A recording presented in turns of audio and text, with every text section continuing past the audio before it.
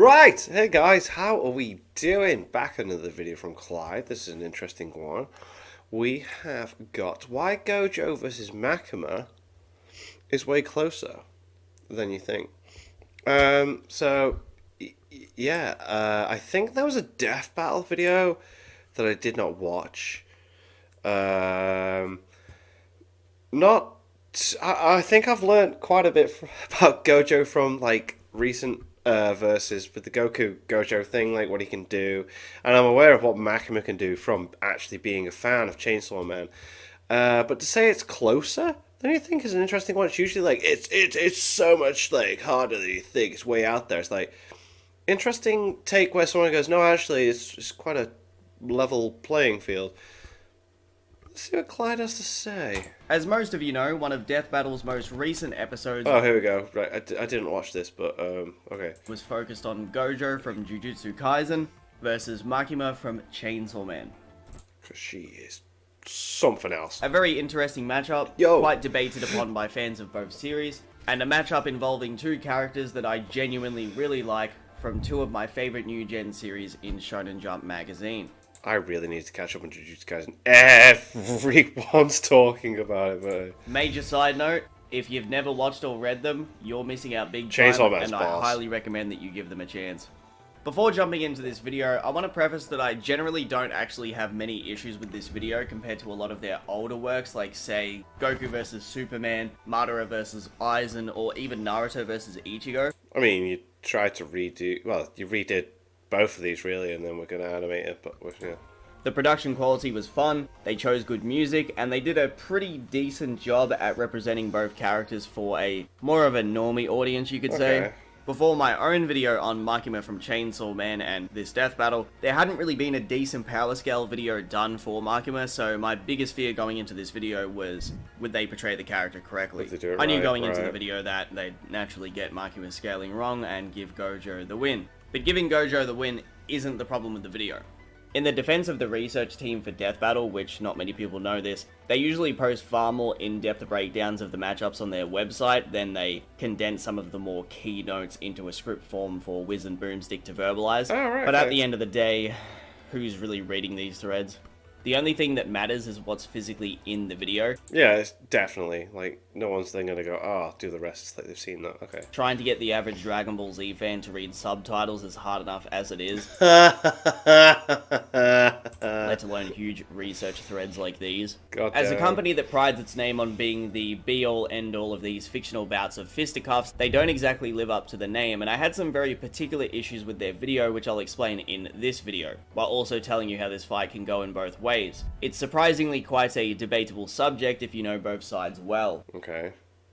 So getting into the battle, I noticed that in the actual video itself, they contradicted their own scaling and had some very odd reasonings for why Makima lost the fight. You see, I don't mind Gojo winning, but the way people downplay Makima or misrepresent her character always surprises me. I realize Chainsaw Man is a pretty unique series in its goofy elements, darker storytelling, and extremely odd characters, but the power aspect of the series is incredibly easy to follow. It's one of the more linear series in Shonen Jump magazine.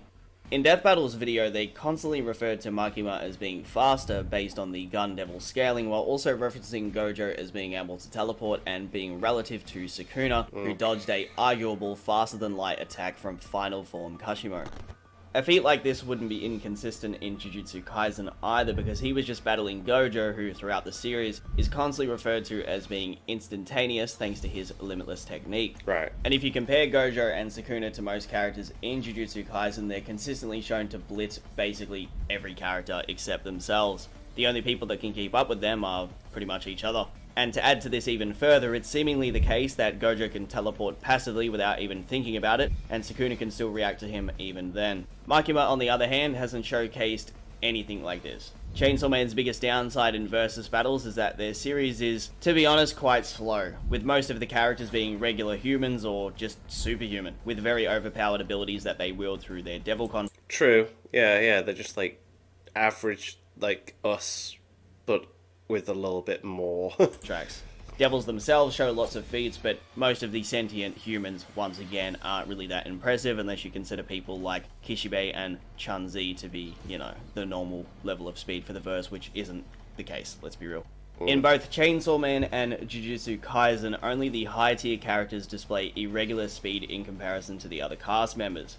Guns were actually seen as a legitimate threat at the start of Chainsaw Man, and on the other hand, Maki, a character from Jujutsu Kaisen, was able to tag a character moving at multiple Mach speed, and this was considered crazy for the verse at that time. This feat was then later retconned by the author, with them agreeing that it was a silly decision to do this, as it makes no narrative consistency to imply such a slow feat is impressive. My personal belief is that the author used the word Mach because it sounds cool when describing how fast something is.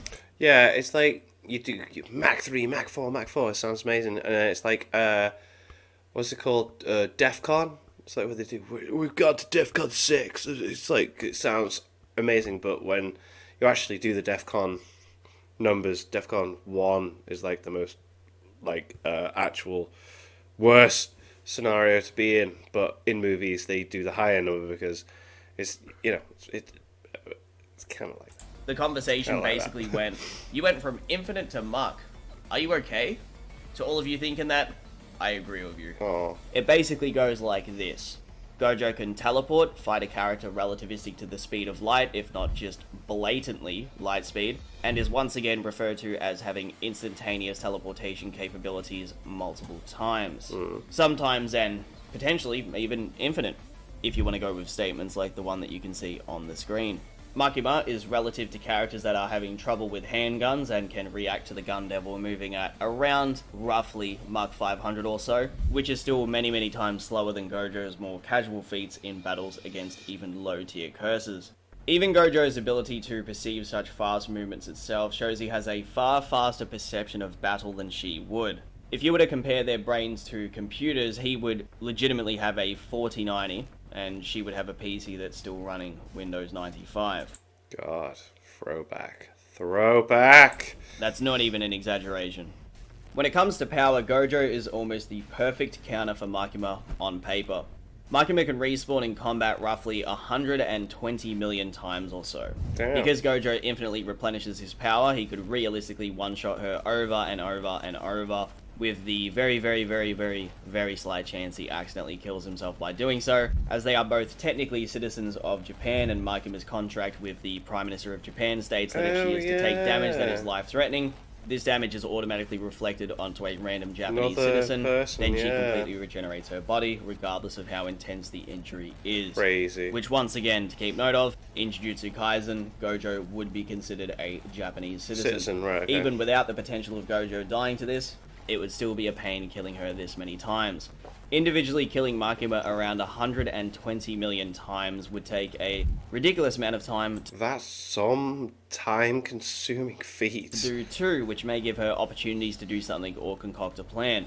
If Gojo killed her once per second, considering the time it would take for her to respawn, it could theoretically take 1,388 Damn, that's still a long time. Wow. days to kill her, but by doing so, he'd also be murdering all of Japan. However, Yeah, because you're killing other people in the process. That's mad. keep in mind that's only if we said once per second, which he could definitely do far faster. Though the time it would take for her to fully regenerate would be the only thing slowing this down. For this battle, we could just say that he's bloodlusted and doesn't care about the repercussions, though if in character he would be bothered by this, as displayed during the subway section of the Shibuya incident where Jogo baited him into fighting weirdly, because Kenjaku and the others theorized that there would actually be a limit to how ruthless Gojo could actually be with all of the innocent people being killed around him. Domain expansion, immeasurable void. Satoru Gojo's All or Nothing, a domain expansion of 0.2 seconds. The time was just an intuitive guess. Gojo conjectured that a non-sorcerer could withstand 0.2 seconds inside the domain without suffering lasting after effects. Although this is just a rough estimate, the amount of information that flooded the brains of non-sorcerers, including those transfigured, was about half a year's worth. Whoa. Everyone was left standing unconscious. In the aftermath, the humans at B5F who survived would be rehabilitated and able to rejoin society 2 months later. Simply speaking, this level of immeasurable void could allow these special grade curses to awaken at any moment. Taking into consideration a counterattack, the targets would be narrowed down to transfigured humans. Approximately 1,000 transfigured humans who were released within B5F of the Hokuto Shin line would be annihilated in 299 seconds Whoa. after the deactivation of the domain by the hands of the strongest Jujutsu sorcerer alive. This plan by Kenjaku actually worked so well that Gojo restricted his domain all the way that it only stayed open for 0.2 seconds. Wow. Showing that although Gojo is normally quite a ruthless character, he does deep down actually feel bad about potentially killing a lot of people or being the reason So as he to why does a lot of people care, are going to right. die. If you believe Gojo has existence erasure capabilities, he could get rid of Makima with a singular attack like Denji was able to by erasing her from existence. Also, if you consider Makima more of a spiritual entity as a devil rather than human, there'd be far more of an argument for this to work in his favor. Though a rather odd detail about the quote, existence erasure in Jujutsu Kaisen and Chainsaw Man is that when existence erasure is initially described in Chainsaw Man, it is at such a level that when a person is existence erased by the completed Chainsaw Man, they can't even be remembered. But Makima can by people, which is a little odd. If you look at Jujutsu Kaisen's case, Toji was able to come back and Jogo could remember Hanami. Their existence wasn't actually erased in that same sense like I just described.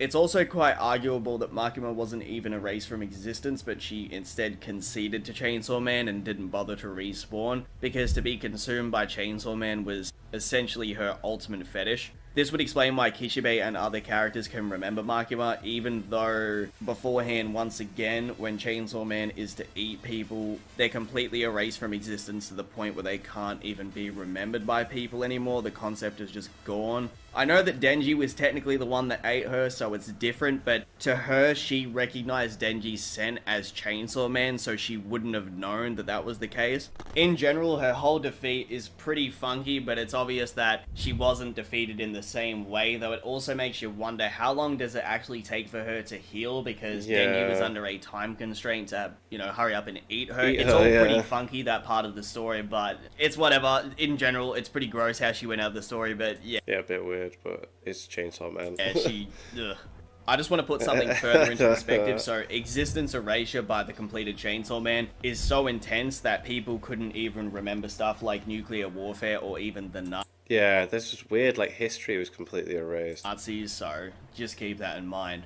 Though she wouldn't be erased in all aspects like the example I just gave, Hollow Purple could rid her physical existence, thus winning it for Gojo. Also, if she does take that long to actually respawn, Gojo could easily just eviscerate the portions of her body which he can see with Hollow Purple, so it would be pretty easy for him to get the job done that way. When it comes to mind hacks between these two, a major point which wasn't even considered at all is that Makima was able to make the Cosmic Devil give up without even doing a single thing. The Cosmic Devil can hit a person's brain with what's essentially a zip bomb of infinite information, which includes everything to ever happen in existence. You shit your pants back in grade 4, she knows about that. Once affected by the power of the Cosmic Devil, it leaves a person's brain ruined, with them only being capable of repeating the word Halloween. If she uses this on Gojo, Gojo could likely survive it because his brain can infinitely process things on a multitude of layers. Crazy. Though a similar argument could be made for Makima because she clearly surpasses the Cosmic Devil's infinite knowledge, and this might allow her to survive Infinite Void, which is also stated to affect curses differently. This may apply to Makima, as she is genetically a devil, not a human. She's also portrayed as a divine entity throughout basically every single piece of art in there's so much, hinting at it. Chainsaw Man. Crazy. Even the outros of the anime do this. Interestingly too, there's actually no reason why she wouldn't be able to heal from this brain damage from Gojo's Infinite Void, because throughout the series, multiple times, she's been shown having her brains literally blown the fuck she gets out. shot in and the head. contract with the Prime Minister of Japan states that anything that is considered fatal, which brain damage would be included in that, order gets healed and someone gets injured as a result of the contract. However, when it comes to a battle of hacks, I would lean towards Gojo, but another point to make is that Makima could actually avoid his domain expansion by using the Future Devil to give her battle intel that she will use in the fight. Interesting. And thus, she could substitute herself with one of her many puppets. She could also send Gojo to hell, meaning he would have to fight a lot of weird devils in there, which all have insanely hacked abilities themselves. Keep in mind, Gojo isn't immune to sealing, as he was placed into the prison realm, though speed would be an issue. Could she actually land the blow to send him to hell? That's a whole nother debate. Unlike Aki, Makima can actually force the Future Devil to let her use its power to a larger extent, whether it's through her Control Devil powers or through the feeding of Gun Devil parts. And we've seen that the Future Devil isn't limited to just seconds, it can tell you about events days and months ahead. Anyone Makima has killed, she can resurrect in combat and wield their devils. She even did this to characters that she herself didn't even kill. When it comes to her very non-explained devil powers, she appears to have force-type powers which aren't actually physical projectiles. This allowed her to shoot Chainsaw Man into space from afar. Now, it's either a couple of things. So, it's possibly like an air pressure Shinra Tensei style attack, or it is a space manipulating projectile invisible attack which doesn't take any time to land. Normally the Chainsaw Man should be able to blitz her, but he wasn't able to avoid these blows, so I'm going to assume that it just instantly applies to the thing that it's aimed at. If you look at what Makima was doing to the Katana Devil's goons, she wasn't even shooting them, she was just making them explode from across the planet from the inside out. These very same powers allowed her to harm the Darkness Devil, a being wielding the very concept of black or darkness itself, and was stated superior to the Gun Devil on a few different layers of power, which had the capability to blow away entire cities from across the planet. And keep in mind, she can summon this city-destroying being in combat to assist her against Gojo, while also not only amplifying it with her own power, but if there's humans around that are scared, the power of the Gun Devil is going to become even more impressive. Could Makima just simply make Gojo explode from the inside? That depends entirely on if you think the attack could bypass Infinity or not. With her actual main power, which I mentioned before, the Control Devil, she can control those who she deems sort of below her. If she's like, yeah, they're trash, she just by default can control them.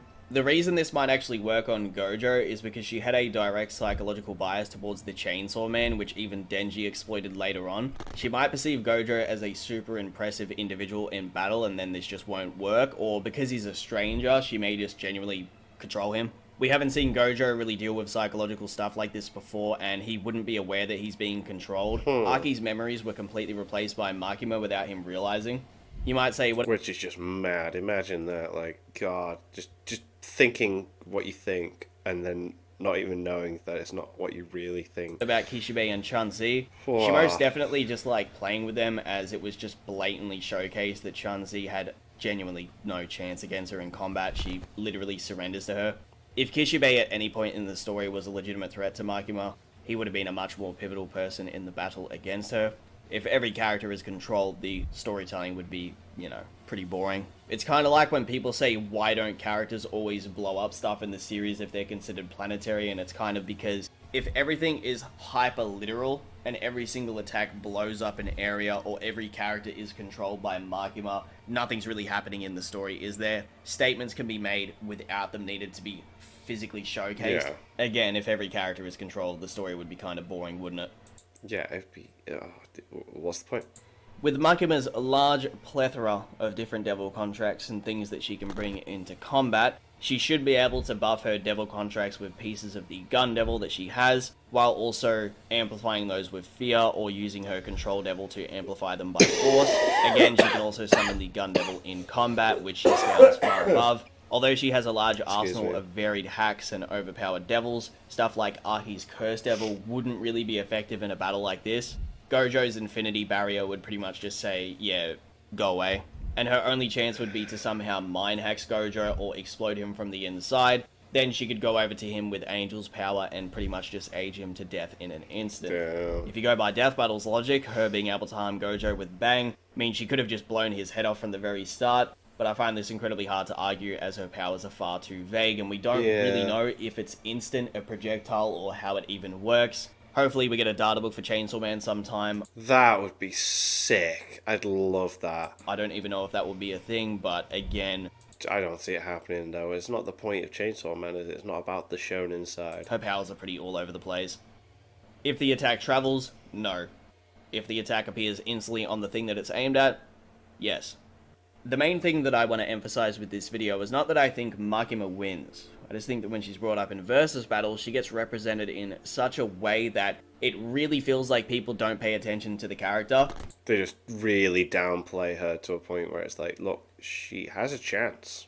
She has tons of overpowered and genuinely busted hacks that could potentially work on Gojo if she had the speed to get them off. Gojo, sadly, without a doubt, absolutely does speed blitz her, and if his domain expansion works on her just like it normally would on sorcerers in Jujutsu Kaisen or curses, etc., for you Chainsaw Man fans that aren't super knowledgeable on Jujutsu Kaisen, imagine it's like this Yu-Gi-Oh card that gets activated where it surrounds you in this very dark area, but there is an attack that's going to go off, and no matter what, it is a guaranteed hit to land if you're in his domain. But also imagine on top of that, that the second you're enclosed into the domain, everything slows down to the point where your brain can't even process information, so you've got that, and then the sure hit attack. It's pretty much a GG, so if he does that to her and uses Hollow Purple, she just gets eviscerated.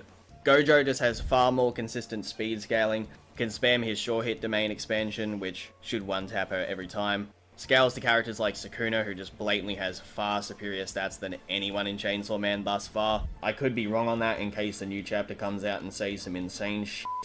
And once again, he could probably end the battle with a single Hollow Purple. Even if Makima and Gojo, for whatever reason, were relative in hand-to-hand combat, because Makima surprisingly has some pretty decent martial arts, if he uses a black flash against her while he's punching her, the destructive power of this strike is equal to a normal hit, but then to the power of 2.5. So imagine at any point those two are swapping blows, then out of nowhere he lands a Francis Ngannou shot to the head, and she's like, what the hell? Oh wait, no, she doesn't even say that because her head gets blown the fuck off. And along with that too, because of the way that the contract with the Prime Minister of Japan is described, when it comes to applying illnesses or reflecting damage onto a random citizen, if that actually happens to Gojo, it doesn't really state that it's just an instantaneous death. So he could just use reverse curse technique to heal that wound if he was to be harmed, which means that he would just naturally survive and she would heal. So there's not even a guarantee that he would die if he was to spam kill her and kill every citizen of Japan while bloodlusted. Makima's only hope is that she has some stupid scaling to the Darkness Devil, which if that thing was in JJK as a curse would be insanely powerful because of how inherently scary the dark is to all living things. Or if you want to take it even further, it's on some, crazy Ichibei from Bleach kind of shit, which even me trying to describe how OP that is would be too confusing for this video.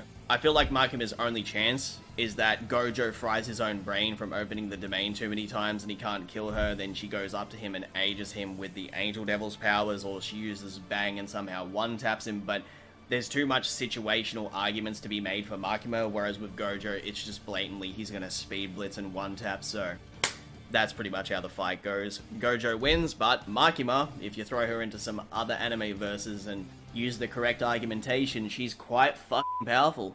Cool. So, yeah, kind of wish I watched the Death Battle video, but it does not matter. Yeah, so it's still the same result, but is the fact that Makima is downplayed so much when she's capable of doing quite a bit. Interesting take, and it's good to see Clyde again.